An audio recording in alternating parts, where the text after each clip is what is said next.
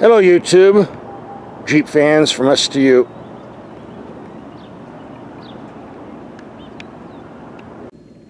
So I got this photo of a Jeep Rubicon Wrangler that's being stored in a warehouse, so I put in my request to have it sent to my driveway tomorrow. One thing about Wranglers, they were always cheap to buy, starting at $32,000, so I suspect this Wrangler is going to be a bit more.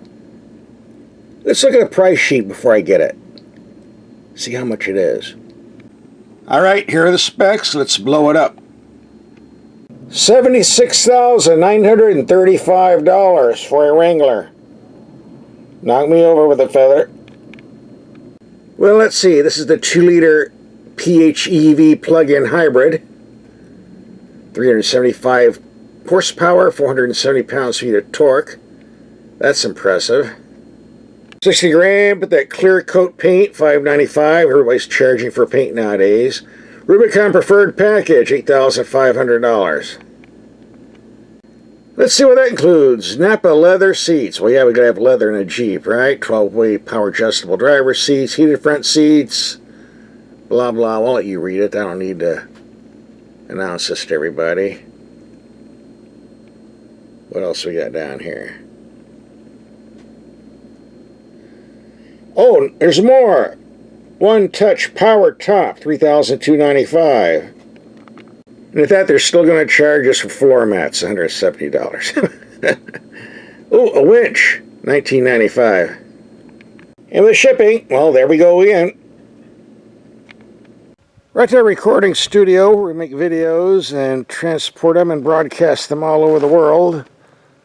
Unfortunately, we can't do that right now because we don't have any electricity. Because we're 50 miles from the nearest town, and I don't have an extension cord that can reach out far enough to plug something in. So I need Patreon money. Send me Patreon money so we can fix that.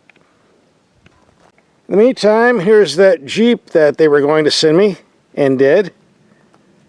Wow, almost 80 grand for this. Hey, wait a minute. Well, let's see. This has a plug-in battery system, good for 20 miles of electric driving only, but maybe I can put a cord in here and run it to the studio. Use that electricity to run all the equipment in the building. I wonder if that would work. Works on the Ford F-150 electric truck. And tried it, didn't work, so let's just go out and do some four-wheeling and take a look at this vehicle. All in the same video. Let's look under the hood and look at the engine choices you have when you get a Wrangler. The most common 3.6-liter V6. Put out 285 horsepower, 260 pounds-feet of torque.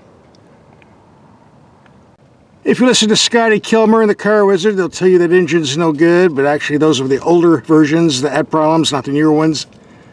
Basically, the 3.6 is a pretty reliable engine if you take care of it. Number 2, there was a diesel option, but whether that's available at this particular time is unknown. I get a lot of yes and a lot of no, so you have to check with the dealer on that. Number 3 is a giant 392 6.4-liter V8, putting out 470 horsepower, 470 pounds-feet of torque, but 13 miles to the gallon and a small gas tank. You won't be going very far in that one, plus the $100,000 price tags. That brings us to this 2-liter turbo. Now, by itself, it puts out 270 horsepower, 295 pounds-feet of torque. It does outperform the V6 in about every way: smoother, quieter, better torque. But it didn't do too well when first introduced because it was $800 extra, which didn't make any sense. And number 2, they required premium fuel to get the performance, which kind of defeated the economy advantage, which wasn't that much. And here's our 5th choice, taking the 2.0-liter 270-horse engine, connecting it to 140 horsepower hybrid electric system. If you add up the numbers, it should be over 400 horsepower, but actually they listed it as 375. But the torque rating, 470 pounds-feet, is the same as the big V8, plus it's at a lower RPM. So yes, it does put out more torque than the big V8 at low RPM. But better fuel economy. You won't be getting 13 mpg. About 20 in light-duty driving. I've been getting around 16 to 20. And apparently these take standard leaded 87 octane, not premium now, so don't have to worry about the fuel costs. Acceleration wise, this definitely beats the 3.6 liter V6, the 2.0 by itself, or the diesel. Not quite on the 392, of course. Matches the torque, but not the horsepower. As a bonus, you have this here. You plug the socket into your household wall. After about 12 to 15 hours, you have 20 miles of electric-only driving if you want. If you do 40 miles a day, 20 miles electric, 20 miles in gas, give you 40 miles to the gallon. Although they say 49 to the gallon on the paperwork, I don't know where they're getting that number. 2020 is 40 in my book. I'm not going to mess with this too much, though. I don't have a plug-in in a garage, and if it was 30 miles or 50 miles, I might do it, but once this runs dry, I'm not going to use this. I'm just going to drive on the engine hybrid system to get the fuel economy performance numbers off that. And here you have a choice. You can drive in hybrid mode, or electric only, or save the electric for later. Now some people want to save the electric because when they do rock crawling, they turn off the gas into electric because of the fantastic low-end torque. Your choice. Let's take a look at that fancy sliding roof they're charging almost $4 grand for.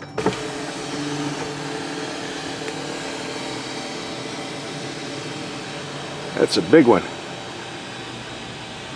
And here's the view from the second row seats.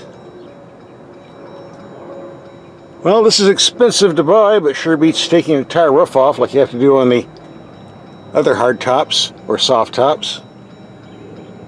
If you got the money, you can afford this little option, I say, go for it. Rubicon, top of the line for off-roading.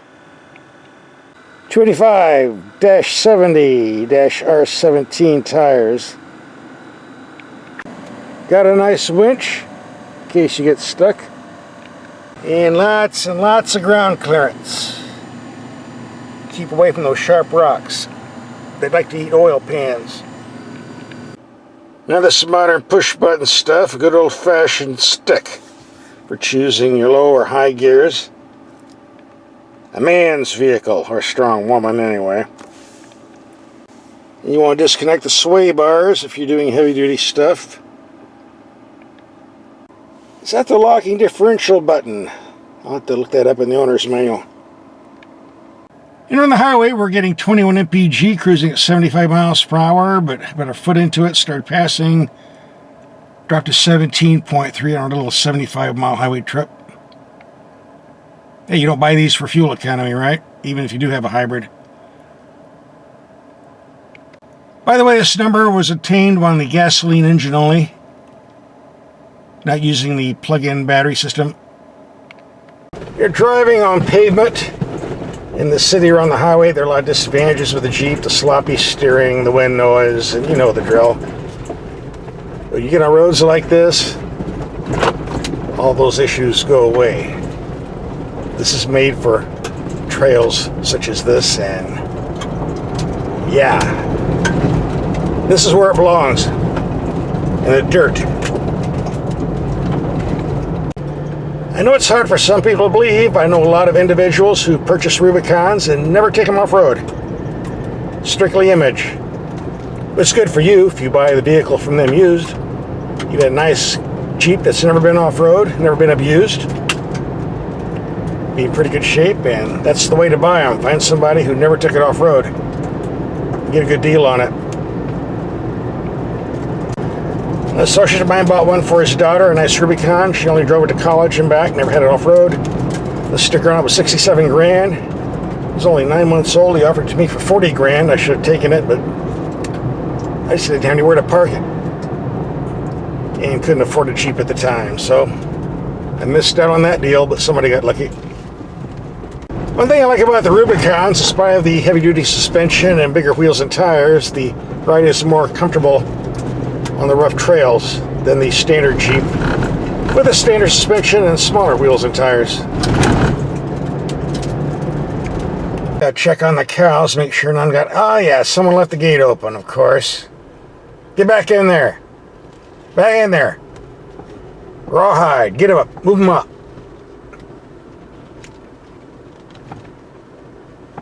There you go. Well, one got away. Come back here, go get in the pen. Yeah, you want me to come out so you can give me those horns, and I'm not going to fall for that. Not today, buddy. How's it going, guys? How's my girl Hillary doing? Seen Bill lately? One thing I like about Jeep Wrangler is the narrow width allows you to squeeze in narrow trails that big trucks can't. And see, the border jumpers are using my ranch as a headquarters, but that's okay. They left me some good chairs. Well, almost some good chairs. Good firewood. So what's my take on this Rubicon hybrid after a week of driving? I'm impressed with the extra horsepower and torque. I think I can live without this feature though. For me, I just take the standard 3.8 liter V6. It's inexpensive, it's simple. That's my choice, but one thing about Jeep Wranglers, you have plenty of other choices to pick from. So just go out and pick the one that suits you.